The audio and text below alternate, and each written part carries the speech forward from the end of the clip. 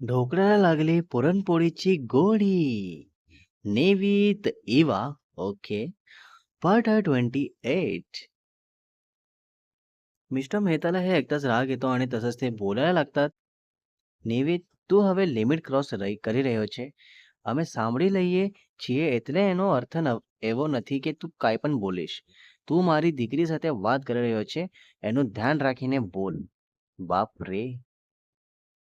तर નિવિદ બોલતો, અંકલ, હું ભાન રાખીને જ બોલી રહ્યો છું. એટલે હજી સુધી રિસ્પેક્ટ રાખી છે. હું તમને ફરી એકવાર કહું છું, પીએ એ જે કહું એ ખોટું હશે ને તો આપણે હમણાં સીસીટીવી ચેક કરી લઈએ. મારા સીસીટીવીમાં વોઇસ પણ રેકોર્ડ થાય છે. તો બતાવો તમને. બતાવો. તે રેશવી બોલતે, તું પહેલા આવી નતો નિવિદ. મને ખબર છે કે તું રિલેશનમાં છે અને કોના સાથે છે એ પણ મને ખબર છે. એટલે જ તારા અંદર એટલો बदलाव આવી गयो છે. अच्छा, रिलेशनमध्ये आहे निवित आणि त्यामुळे बदल आलाय. तर मिस्टर मेहता बोलतात, यशवी, ચાલ અહીંથી. અને હવે પછી આ શાહ ફેમિલી સાથે કોઈ પણ સંબંધ રાખવાની જરૂર નથી.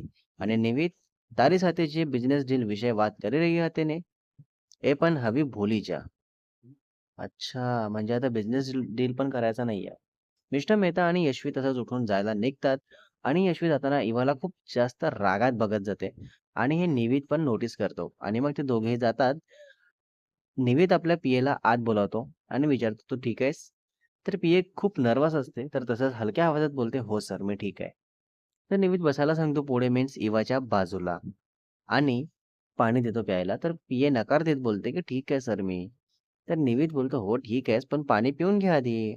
अँड देन ती पाणी पिते. तर निवित बोलतो, मिस अधिकारी ही माझी पीए आहे ना, ही खूप जास्त ट्रस्टवरती आहे. माझा जेवढा विश्वास माझ्या फॅमिलीवर आहे ना, तेवढाच पीएवर आहे. कारण आज 6 वर्ष झाली, एकदाही मला तिच्यावर डाऊट नाही आला किंवा कुठली काही कंप्लेंट नाही आली. आणि इव्हन माझा बिझनेस ग्रो होताना मोठमोठी डील मला जेव्हा मिळाली, तेव्हा बाकी कंपनीच्या लोकांनी हिच्याशी कॉन्टॅक्ट केला, की "निविश काय करतो, कशी स्ट्रॅटेजी प्लॅन करतो, सगळं आम्हाला सांग. तू बोलशील तितके पैसे आम्ही तुला देऊ." पण ही मुलगी दुसऱ्याच सेकंदाला येऊन मला हे सर्व सांगितले, की "बघा, किती कंपनीचे कसे-कसे मेसेज येत आहे मला." बापरे! इवा बोलते, "बापरे! खरंच खूप मोठी गोष्ट आहे ही." तर निवित बोलतो, "विचार करा, गरजेसारखं मला येऊन सांगितली ती, पण एकदाही विचार नाही केली, की मी बघते किती पैसे देत आहे वगैरे. इतकी लॉयल आहे ही आणि तेव्हापासून मी या मुलीवर जो ट्रस्ट करतो ना, तो तेवढाच करतो जेवढा माझ्या फॅमिलीवर करतो." बी बोलते, "थँक सर, पण तुमच्यासारखं मन जगात कोणाचंच नाहीये." इवा मॅम, सरांनी तुम्हाला माझ्याबद्दल सर्व सांगितलं, पण एक गोष्ट नाही सांगितली. "हो का? काय असेल ती?" तर इवा लगेच विचारते, "काय गं?" तर पीए बोलते, "जेव्हा मी जॉब जॉइन केला करून जस्ट 2 मंथ झाले होते आणि तेव्हा माझी आणि सरांची फार काही ओळख नव्हती आणि कामाशिवाय वेगळं बोलणं पण कधी झालं नव्हतं. आणि अचानक माझ्या घरी हेल्थ इश्यूजमुळे अर्जंट ₹1,00,000 गरज होती आणि मी माझ्या साईडने पूर्ण प्रयत्न केले, पण मला कुठूनच पैसे नाही मिळाले. मग अचानक डोक्यात आलं, इथे जॉब करते तर इथूनच एकदा विचारावं. मग जेव्हा मी सरांना बोलली, तर सर बोलले, "तुझ्या घरी येऊन भेटून बोलतो." पण मॅम, तुम्ही विश्वास नाही करणार, सर त्याच दिवशी संध्याकाळी घरी पैसे घेऊन आले होते. बापरे! निवित बोलतो, जी लोकं मनाने फार चांगली आणि प्रामाणिक असतात, ती मी सहज ओळखून घेतो. सो मला तुमच्यात हाच प्रामाणिकपणा दिसला. तर पीए बोलते, "थँक सर." आणि मग निवितला एक कॉल येतो आणि निवित रिसीव्ह करतो. कॉलवर पुढे નિવિતची મમ્મા હેતલબેન असतात आणि त्या खूप રાગાત બોલત असतात. નિવિત, તું આ શું કરી દીધું? શું ચાલી રહ્યું છે તારું? મહેતા સાહેબ સાથે આવું કેવી રીતે બોલે તું? અને એ પહેલા યશવી સાથે પણ આમ બોલ્યો? અને તારી એ પીએ કોણ છે? જેના તું હંમેશા ગુણગાન ગાતો રહે છે?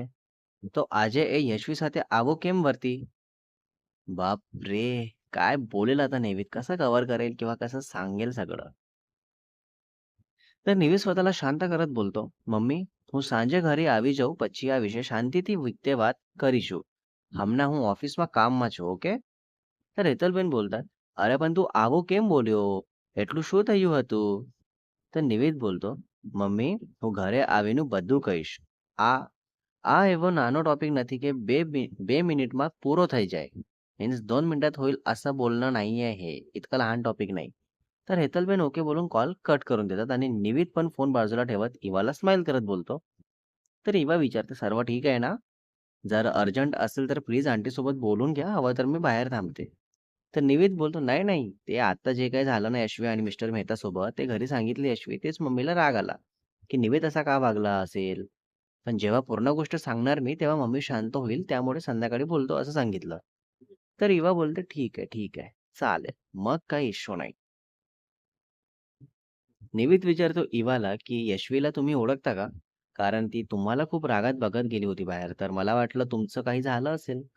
तर इवा पटकन बोलते, "नाही, नाही, मी तर यशवी नाव पण आजच ऐकलं तुमच्याकडून आणि मी याआधी तिला कुठे बघितलं पण नाहीये आणि ओळखत पण नाही." तर निवित बोलतो, "हेच आहे ते मेहता ग्रुपचे ओनर मिस्टर मेहता आणि हीच आहे त्यांची मुलगी, जी कॅनडावरून परत आली आहे आणि आता इंडियामध्ये राहून माझ्यासोबत बिझनेस करायचं बोलत होती." यशवी मेहता. इवाला धक्काच बसतो हे सगळं ऐकून आणि थोडी शांतच बसते. तर निवित बोलतो, "काय झालं मिस अधिकारी? कसला विचार करत आहात?" तर इवा बोलते, "आता कळलं मला. ती मला रागात का बघत होती. आणि ते मला इथेच नाही तर बाहेर पण मी आली तेव्हा पण रागातच बघत होती. पण मला हे नाही कळलं, माझं नाव पण कोणी घेतलं नव्हतं आणि मला ही बघून पण नव्हते कधी कुठे. आय मीन आमच्या ऑफिसमध्ये नव्हती आली कधी. मग ही मला कशी काय ओळखते?" तर निमित बोलतो, "हो, ही गोष्ट विचार करण्यासारखी आहे. काहीतरी वेगळंच कारण दिसून येत आहे आणि ते आपल्याला शोधून काढायला हवं." बापरे! तर इवा बोलते, "बाय द वे यांना माहिती नव्हतं ना मीच ती इवा अधिकारी आहे जी यांचा प्रोजेक्ट रिजेक्ट केली?" तर निवित बोलतो, "हो, नव्हतं माहिती." तर इवा बोलते, "बापरे! बरं झालं नाहीतर माहिती नाही मला पण काय-काय बोलले असते ते आत्ता." त्या सगळ्या रागात. हां, खरं आहे. तर निवित बोलतो, "तुम्हाला कशाला काही बोलतील? तुमचं काम तुम्ही ठरवणार कोणतं काम करायचं आणि कोणतं नाही. हे जर त्यावरून काही बोलले असते, तर मी नक्कीच त्यांना सांगितलं असतं चांगल्या भाषेत बिझनेस कसा करायचा असतो ते." तर इवा बोलते, "नाही, नाही असं नका करू कारण तुमची फॅमिली रिलेशन चांगले आहे ना. सो असा नका बोलू हां." तर निवित बोलतो, "काही चांगले नाहीये. माझी ग्रोथ बघून यांना हे सगळं करायचं सुचत आहे. बाकी काही कारण नाहीये. मी घरी गेल्यानंतर बोलणारच आहे मम्मीला, की यांच्या गोड बोलण्यात येऊ नको कारण ही लोकं आपल्यासारख्या गोड मनाची माणसं डिझर्व्ह करत नाही." आणि यशूबद्दल तर इतका राग बसला ना डोक्यात, की काय सांगू. इतकी मूर्खासारखी कशी काय बोलू शकते ही, की मी होणारी बायको आहे वगैरे. माझ्याशी असं काही बोलणं झालं नाहीये आणि लगेच ऑफिसमध्ये येऊन ही फालतूगिरी करत आहे. तर इवा बोलते, "शांत व्हा, शांत व्हा मिस्टर शहा. प्लीज शांत व्हा." निवित शांत होतो, पाणी वगैरे पितो. इतक्यात डोअर नॉक होतो. तर निवित आत यायला सांगतो. तर पिये येते आणि टिफिन देत सांगते, "सर हे नाश्ता आहे आणि या दुसऱ्या टिफिनमध्ये दुपारचं जेवण आहे." आणि काकूने आवर्जून सांगितलंय, की हे दोन्ही टिफिन फिनिश करायचं. देन निवित बोलतो, "हे खूप आहे, सो तू पण बस, मग होईल फिनिश." तर इवा आणि पिये दोघीही हसतात. देन पिये बोलते, "माझा टिफिन आहे सर, प्लीज तुम्ही फिनिश करा हे." पिये चालली जाते आणि मग निवित बोलतो इवाला, "चला मिस अधिकारी, आधी नाश्ता करून घेऊया, मग बोलू कामाबद्दल." चालेल? Next part is coming soon guys. Personal time. Part 29 मध्ये बघणार आहे आपण आता इवा यावर लगेच हो बोलून बसते नाश्ता करायला की नकार देते आणि त्यानंतर निवित कसा कन्व्हिन्स करतो इवाला आणि पुन्हा यशवीबद्दल काय बोलणं होतं दोघांमध्ये आणि इवा परत कोणती मुलगी आवडते हा विषय काढून निवितला विचारेल का आणि स्टोरीमध्ये पुन्हा पुढे का बघायला मिळेल तेही बघू. रायटर अँड एडिटर शुभ वासेकर.